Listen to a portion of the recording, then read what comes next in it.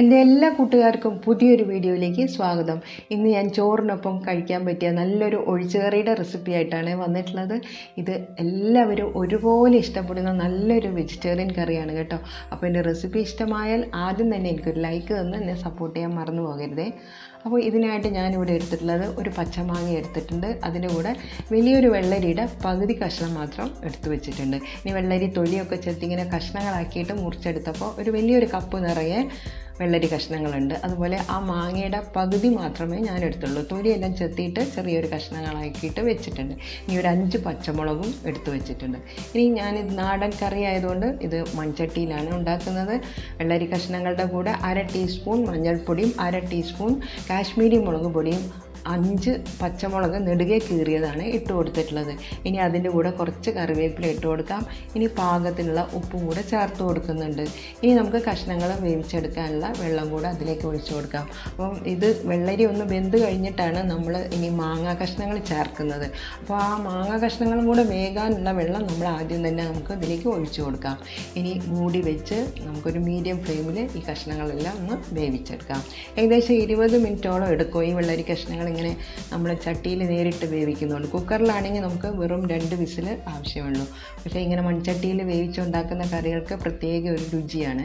ഇപ്പം വെള്ളരി കഷ്ണങ്ങളെല്ലാം നന്നായിട്ട് വെന്തിട്ടുണ്ട്. അപ്പോൾ നമുക്കിനി ആ മാങ്ങ കഷ്ണങ്ങളും കൂടെ അതിലേക്ക് ഇട്ട് കൊടുക്കാം. മാങ്ങയ്ക്ക് അധികം വേവൊന്നും ഇല്ലാത്തതുകൊണ്ട് പെട്ടെന്ന് തന്നെ ഇതിപ്പോൾ തിളച്ച കറിയാണല്ലോ, അതിലേക്കിട്ട് നമുക്കൊന്ന് ഇളക്കിയ ശേഷം മൂടി വെച്ച് ഒരു 5-6 മിനിറ്റ് ഒന്ന് മൂടി വെച്ചാൽ മതി. ഇനി അത് വെന്ത് വരുമ്പോഴേക്കും നമുക്കൊരു അരപ്പ് തയ്യാറാക്കാം. ഏകദേശം 1/4 കപ്പ് ചിരകിയ തേങ്ങയിലേക്ക് 1/2 ടീസ്പൂൺ ചെറിയ ജീരകമാണ് ചേർത്ത് കൊടുത്തിട്ടുള്ള നല്ല ജീരകം. അതിൻ്റെ കൂടെ നമുക്ക് ഒരു നുള്ള് മഞ്ഞൾപ്പൊടിയും കൂടെ ഇട്ട് കൊടുക്കാം. നേരത്തെ നമ്മൾ കറിയിൽ മഞ്ഞൾപ്പൊടി കഷ്ണങ്ങളിലേക്ക് ചേർത്ത് കൊടുത്തിട്ടുണ്ട്. അതുകൊണ്ട് ഇവിടെ ഒരു 1/4 ടീസ്പൂൺ കുറവ് ഇട്ട് കൊടുത്താൽ മതി. ഒരു പച്ചമുളകും കൂടെ ഞാൻ ഈ അരപ്പിലേക്ക് ചേർത്ത് കൊടുക്കുന്നുണ്ട്. ഇനി നമുക്ക് വെള്ളം ഒഴിച്ചിട്ട് ഈ തേങ്ങ നല്ല സ്മൂത്ത് പേസ്റ്റായിട്ട് വേണം നമ്മളിത് അരച്ചെടുത്ത് കൊണ്ടുവരാൻ. അപ്പോൾ കഷ്ണങ്ങൾ വേകുമ്പോഴേക്കും നമുക്ക് ഇത് അരച്ചെടുത്ത് കൊണ്ടുവരാതെ ഇതുപോലെ വേണം അരച്ചെടുക്കാൻ. ഇനി ഇപ്പോഴേ നമുക്ക് കഷ്ണങ്ങളൊക്കെ ഒന്ന് വെന്തോ നോക്കാം. ആ മാങ്ങ കഷ്ണങ്ങളും കൂടെ നന്നായിട്ട് വെന്ത് വെള്ളരി കഷ്ണങ്ങളുടെ കൂടെ നന്നായിട്ട് മിക്സായിട്ട് വന്നിട്ടുണ്ട്. അപ്പോൾ നമ്മൾ ആ കറിക്ക് ഒരു ചെറിയൊരു പുളി കിട്ടാൻ വേണ്ടിയിട്ടാണ് ഈ മാങ്ങ ചേർത്ത് കൊടുക്കുന്നത്. ഇനി നമുക്ക് ആ അരപ്പ് അതിലേക്ക് ഒഴിച്ചു കൊടുക്കാം. അരപ്പും കൂടെ ഒഴിച്ചിട്ടുണ്ട്. അതിൻ്റെ കൂടെ ആ മിക്സി കഴുകിയ കുറച്ച് വെള്ളമുണ്ട്, അതുകൂടെ ഞാൻ അതിലേക്ക് ഒഴിച്ചു കൊടുത്തിട്ടുണ്ട്. ഇനി തേങ്ങയുടെ അരപ്പ് ഒഴിച്ചു കൊടുത്തു കഴിഞ്ഞാൽ നമ്മൾ ഫ്ലെയിം വളരെ ലോ ആക്കി വെക്കണം. ഇനി ഇത് വല്ലാതെ അങ്ങ് ഹൈ ഫ്ലെയിമിൽ വെട്ടി തിളക്കരുത്. അപ്പോൾ ഇത് നന്നായിട്ടൊന്ന് മിക്സ് ചെയ്ത ശേഷം ലോ ഫ്ലെയിമിൽ ഇട്ടിട്ട് വേണം നമുക്കിതൊന്ന് തിളപ്പിച്ചെടുക്കാൻ. ആ തേങ്ങാക്കൂട്ടൊന്ന് ചെറുതായിട്ടൊന്ന് വെന്ത് കിട്ടിയാൽ മതി. അപ്പോൾ ഹൈ ഫ്ലെയിമിൽ വെക്കാതെ നമുക്കത് മൂടി വെച്ച് ലോ ഫ്ലെയിമിലൊന്ന് ചെറുതായിട്ട് തിളപ്പിച്ചെടുക്കാം. ഇനി ഇത് തിളച്ച് വരുമ്പോഴേക്കും അത് ഒന്നുകൂടെ ഒന്ന് കുറുകിയിട്ടുണ്ടാകും. കറിക്ക് നല്ലൊരു ഒന്ന് കുറുകി ഒന്ന് വന്നിട്ടുണ്ട്. അപ്പോൾ ഇവിടെ ഈ കറി ഇവിടെ ശരിക്കും തയ്യാറായി വന്നിട്ടുണ്ട്. ഞാൻ ഈ ഒരു കൺസിസ്റ്റൻസിയിലാണ് ഈ കറി എടുക്കുന്നത്.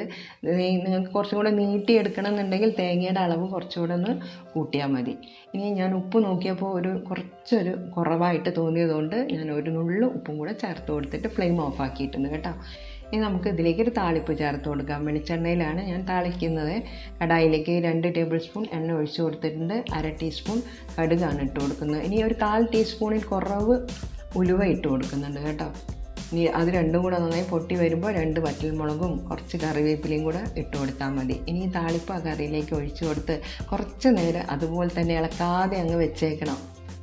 ഇനി നമുക്ക് ഒരു 2-3 മിനിറ്റ് കഴിഞ്ഞിട്ട് നമുക്ക് നന്നായിട്ടൊന്ന് ഇളക്കിയെടുത്താൽ നമുക്ക് സെർവ് ചെയ്യാനുണ്ട്. ഈ വെജിറ്റബിൾ കറി ഇവിടെ തയ്യാറായിട്ടുണ്ട്. വെള്ളരിക്കയും അതുപോലെ മാങ്ങയും ചേർത്തിട്ടാണ് ഈ കറി ഉണ്ടാക്കിയുള്ളത്. വെള്ളരിക്ക എന്നൊക്കെ പറയുമ്പോൾ നമുക്ക് ഈ ചൂട് സമയത്ത് നല്ലോണം വാട്ടർ കണ്ടൻറ്റുള്ള ഒരു വെജിറ്റബിൾ ആണല്ലോ. മാത്രമല്ല ഇതിൻ്റെ കൂടെ മാങ്ങയും കൂടെ വരുമ്പോൾ നല്ലൊരു ടേസ്റ്റ് ആയിരിക്കും. അപ്പോൾ പുതിയ ഫ്രണ്ട്സ് ആരെയും കാണുന്നുണ്ടെങ്കിൽ ഒന്ന് സബ്സ്ക്രൈബ് ചെയ്ത് തന്നെ സപ്പോർട്ട് ചെയ്യാൻ മറന്നു പോകരുതേ. സബ്സ്ക്രൈബ് ചെയ്യുമ്പോൾ ഓൾ എന്ന ഓപ്ഷൻ അമർത്താൻ മറക്കരുത്. Thank you for watching.